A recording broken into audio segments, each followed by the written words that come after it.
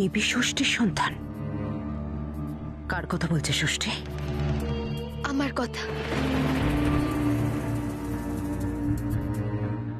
জন্ম থেকেই আমি অনাথ।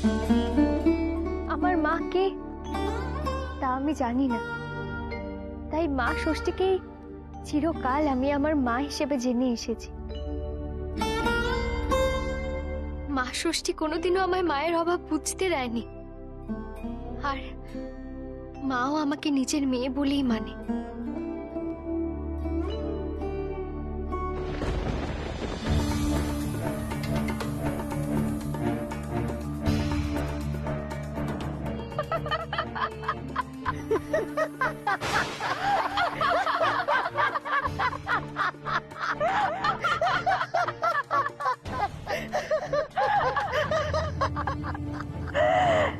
এবার বুঝলাম, এই সুধাই হলো নক্ষত্রগড়ের সেই মেয়ে যার সঙ্গে দেবীর সরাসরি যোগাযোগ আছে। আর এই মেয়েটা আমাদের চোখের সামনে থাকা সত্ত্বেও আমরা পাগলের মতো ওকে খুঁজে বেড়াচ্ছিলাম। নির্বোধের মতো সাগরিকার পাতা ফাঁদে পা দিয়েছি। কিন্তু সাগরিকা, ও যে তোকে বলেছিল। সাগরিকা এত বড় খেলাটা খেললো সাগরিকা, এতদিন ধরে বোকা বানালো, আর নির্দ্বিধায় ওর পাতা ফাঁদে আমরাও পা দিলাম। যা হওয়ার তা তো হয়ে গেছে, এবার ওর পাতা ফাঁদে কি করে ওকেই চড়াতে হয় সেটা আমিও দেখব। সাগরিকা কি বলেছে? সাগরিকা, তোমরা আমায় কেন খুঁজছিলে? বলো বলো বলছি।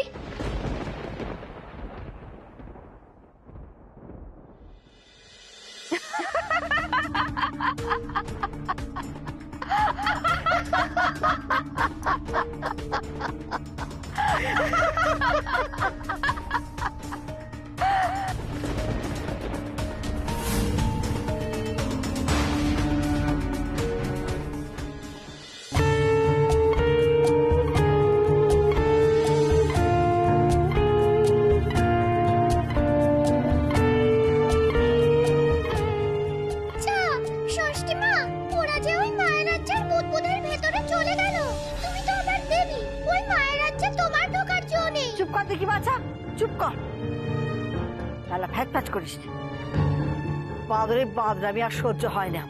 দেখেছো তো, ভালো কথা বললেও তুমি কেমন মুখ করো। তুমি মুখ করবে না তো কি করবো শুনি? তোমার পুজো করবো বুঝি? না না, পুজো লাগবে না, তুমি শুধু এখন সুধা মাকে বাঁচানোর কোনো উপায় বের করো দেখি। চুপা দিকে হট ভাগা, সেটা তো ভেবে মরছি। ওই দুই শয়তানি আমার সুধাকে নিয়ে ওই মায়ের রাজ্যে গিয়ে সেদিচ্ছে। কি ভেবেছি বলে, কি ভেবেছি কি আমি ওদের সাহায্য করতে পারবো না সাহায্য করতে? কিন্তু মা, তুমি তো ওই বুদবুদের ভেতরে যেতেই পারবে না, তাহলে এসব হম্বিতম্বি করে কি লাভ? অত তোমাকে আমি বলতে পারবো না বাছা, লাভ ক্ষতির হিসাব তো আমি দিতে পারবো না। তবে এতটুকু বলতে পারি, এই যে এখানে আমি গ্যাস হয়ে বসেছি, এখানে আমি বসলুম। দেখ, আমিও দেখি ওই মায়া বুদবুদের ভেতরে বসে কত কেরামতি তোরা দেখাতে পারি। আমিও দেখ, একবার না একবার তো তোদের ওই বুদবুদ থেকে বেরোতেই হবে। তখন দেখবি এই ষষ্ঠী কেরামতি।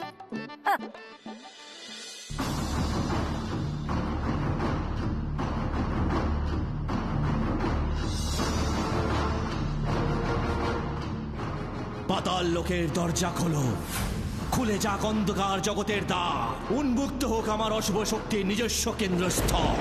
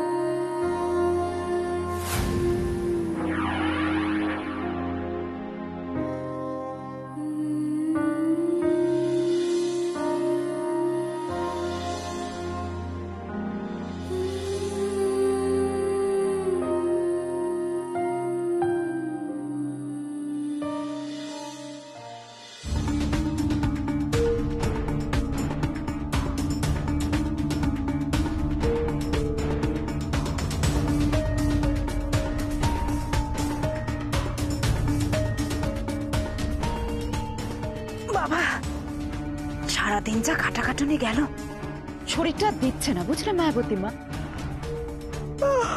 গাটা একটু এলিয়ে দিতে পারলে বাঁচি। যা বলেছিস, এ তো একটা ভালো বসার জায়গা, একটু বিশ্রাম নি।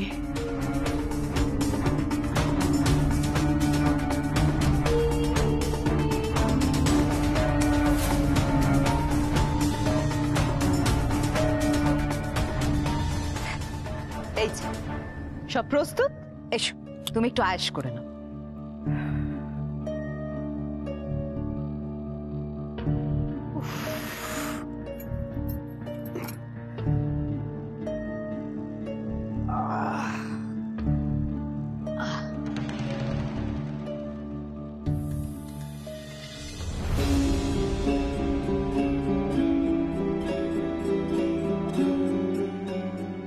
এ কি, তোমরা এভাবে বসে পড়লে?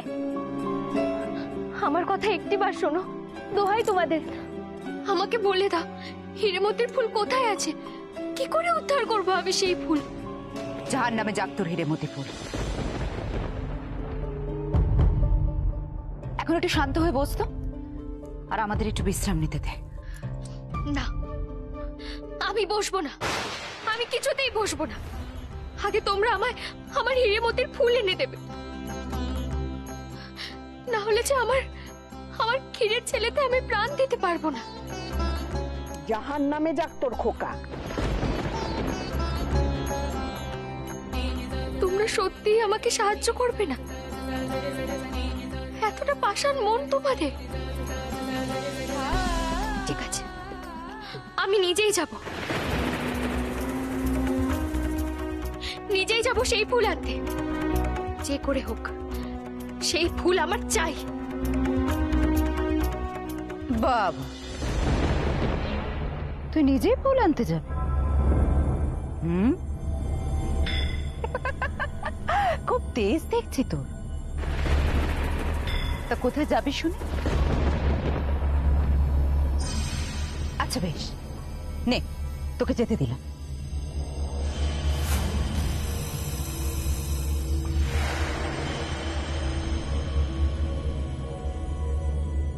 এবার যাওয়ার চেষ্টা করে দেখ তো দেখি।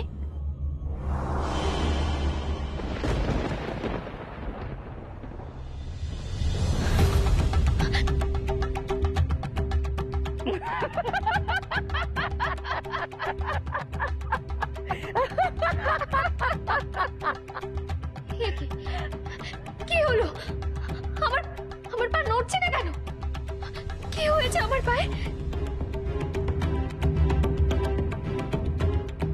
দাঁড়া সুধা, দাঁড়া, কত অস্থির হলে হয়? সবুর কর। নড়তে চাস তো? তাহলে আমাদের যে একটা কাজ করে দিতে হবে। কাজ? কি কাজ? আমার ছেলেকে বাঁচানোর জন্য আমি সব করতে পারি। বেশ, এই তো খুব ভালো কথা।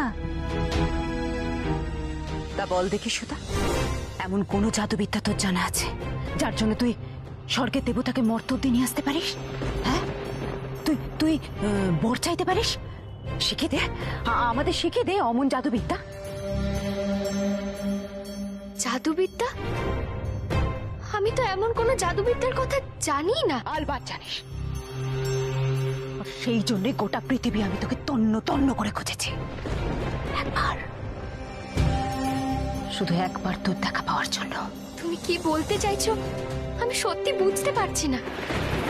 এমন কোনো জাদুবিদ্যার কথা আমি শুনিনি, আর সেই জাদুবিদ্যাতে কি হয় তাও আমি জানি না। মজা করছিস সবার সাথে, তাই না? মজা? কি ভেবেছিসটা কি তুই সুধা? সব পরিশ্রম তুই পণ্ড করে দিতে চাস, তাই তো? কি ভেবেছিস তোর এই অভিনয় আমি সব ভুলে যাব? হ্যাঁ, আমি বিশ্বাস করে নেব তুই এই জাদুবিদ্যার কথা কিচ্ছু জানিস না। তাহলে তুই ভুল করছিস। তোর ওই জাদুর সাহায্যে আমি একজন দেবতাকে আহ্বান জানাবো, তারপর তার কাছ থেকে চেয়ে নেব দেবত্বের বর। ব্যাস, তারপরে তো আমি হব দেবী। মর্তে সবাই আমাকে পুজো করবে, আমাকে আমাকে ভয় পাবে। আমিও তো সেই চেষ্টাই করছি। মানে কিসের চেষ্টা? শুধু তুমি একা নও, আমিও তাই চেষ্টা করছি। কি করে স্বর্গ থেকে একজন দেবতাকে এনে আমি বর চাইব, আমার ক্ষীরের ছেলেকে যেন প্রাণ ফিরিয়ে দেয়। কিন্তু কিন্তু বিশ্বাস করো, তুমি যে জাদুবিদ্যার কথা বলছো তার মন্ত্র আমার জানা নেই।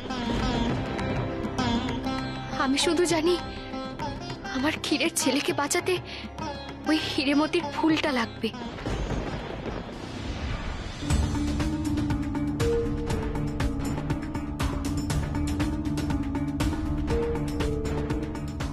কি বললি? হিরেমতির ফুল? হ্যাঁ গো, সেই কারণেই তো আমি হন্যে হয়ে খুঁজে বেড়াচ্ছি সেই ফুল। হেয়ালিতে তো ওই ফুলের কথাই বলা হয়েছে।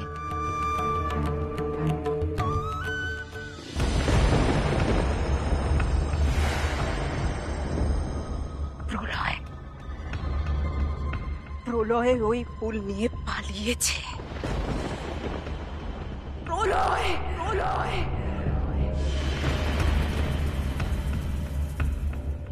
কে সে? কোথায় পাবো আমি তাকে?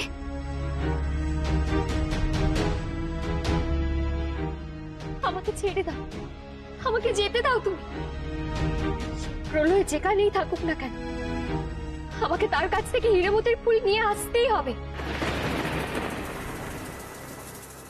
সুধাকে ছেড়ে দেওয়াটাই এখন সঠিক উপায়, কারণ প্রলয় কোনো দিনও আমার হাতে ওই ফুল তুলে দেবে না। কিন্তু এতে সুধা গেলে হয়তো হিরেমতির ফুল ফিরে পাওয়ার সুযোগ থাকলেও থাকতে পারে। কি হলো? কি এত ভাবছো তুমি? আমাকে যেতে দাও। বেশ, তাই হোক। তোর ক্ষীরের খোকার জন্য আমি তোকে যেতে দিলাম।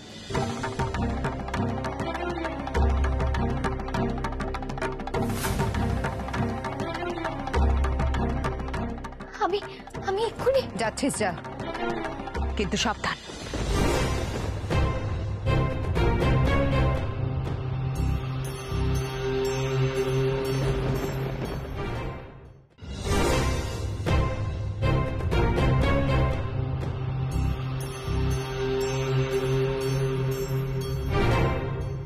তুই কিন্তু প্রলয়কে চিনিস না। প্রলয় একজন অত্যন্ত ধুরন্ধর এবং অতি উচ্চমানের জাদুকর। তার হাত থেকে হিরেমতি ফুল আনা তোর কম্য নয়।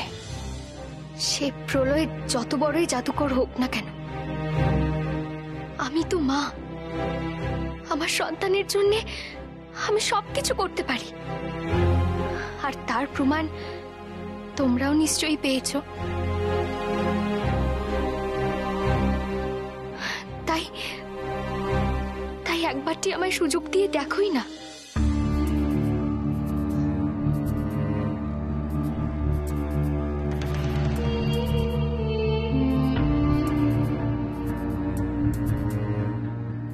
বেশ, দিলাম। তামসী,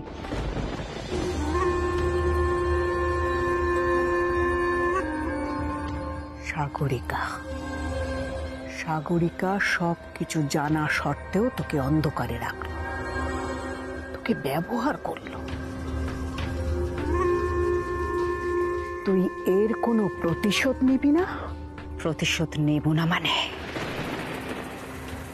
সাগরিকার কথা ভাবলে আমার রিডি করে উঠছে, কারণ এই সাগরিকা খুব ভালো করে জানত নক্ষত্রকরের এই সুধাই দেবী ষষ্ঠীর মানুষ পুত্রী।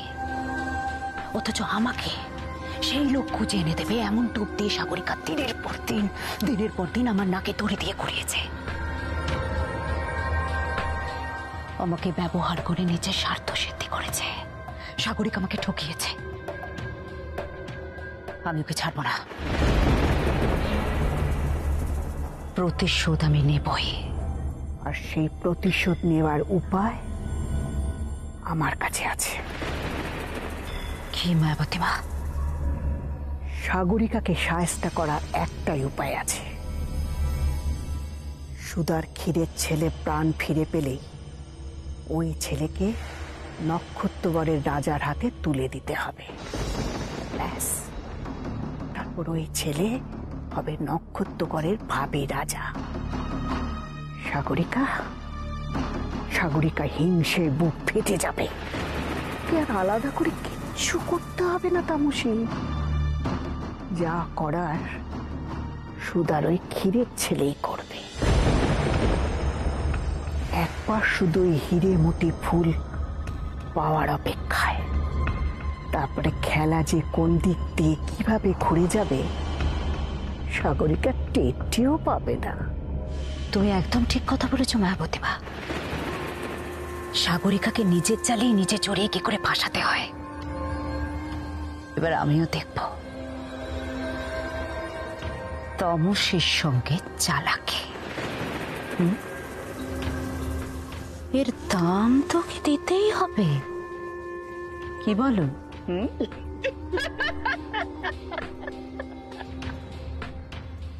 কি গো, বলবে তো আমি কোথায় গেলে পাবো প্রলয়কে? সুধা, তুই তামসে প্রলয়কে খুঁজে পাওয়া অত সহজ নয়। প্রলয় জাদু বলে কোথাও না কোথাও লুকিয়ে আছে, যাতে আমরা তাকে খুঁজে না পাই। তবে আমি মায়া বলে চেষ্টা করে দেখতে পারি প্রলয় কোথায় লুকিয়ে আছে। তবে তার জন্য মধ্যরাত পর্যন্ত অপেক্ষা করতে হবে।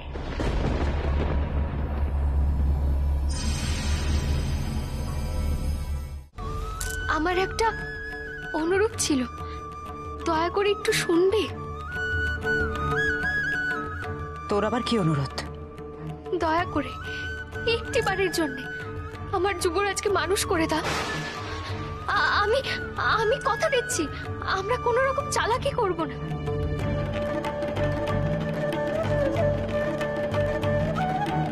আর ভেবে দেখো, আমরা দুজনে যদি হিরেমতির ফুল উদ্ধার করতে যাই, তাহলে প্রলয়ের সাথে যুদ্ধ করতেও সুবিধা হবে। কখনো না। হিরেমতির ফুল উদ্ধারে তোকে একাই যেতে হবে সুধা। তো যুবরাজকে আমরা তখনই মানুষ করব যখন তুই তোর ক্ষীরের ছেলেকে জ্যান্ত করে আমাদের হাতে তুলে দেবে। তার আগে নয় সুধা। তাহলে তাহলে তোমরা চলো। না, সেটা সম্ভব নয়। কারণ আমি বা মায়াবতী মা কেউ গেলেই প্রলয় এক ক্রোশ দূর থেকে আমাদের গায়ের গন্ধ পেয়ে যাবে, আর তখন সে অন্য কোথাও পালাবে। সেজন্যই তো আমি বলছি, আমি আর যুবরাজ গেলে প্রলয় কিচ্ছুটি টের পাবে না। আর আমরা খুব সহজেই হিরেমতির ফুল উদ্ধার করে আনতে পারবো। তোমরা তোমরা একটিবারের জন্য যুবরাজকে মানুষ করে দাও। আমাকে একটু বিশ্বাস করো তোমরা।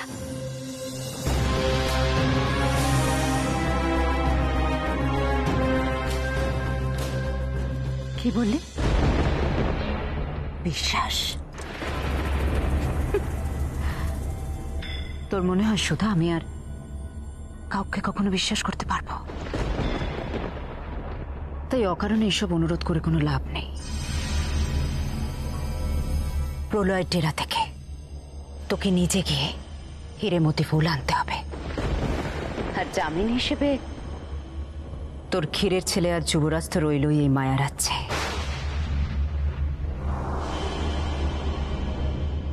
আচ্ছা ঠিক আছে, তাই মানলাম। তবে একটিবারের জন্য যুবরাজকে মানুষ করে দাও। আমাকে অন্তত একটু যুবরাজের সঙ্গে কথা বলতে দাও। তোকে তো বললাম। বেশ, এত করে যখন বলছিস কথা বলে নে। তবে তোর হাতে মাত্র কয়েক মুহূর্ত সময় আছে।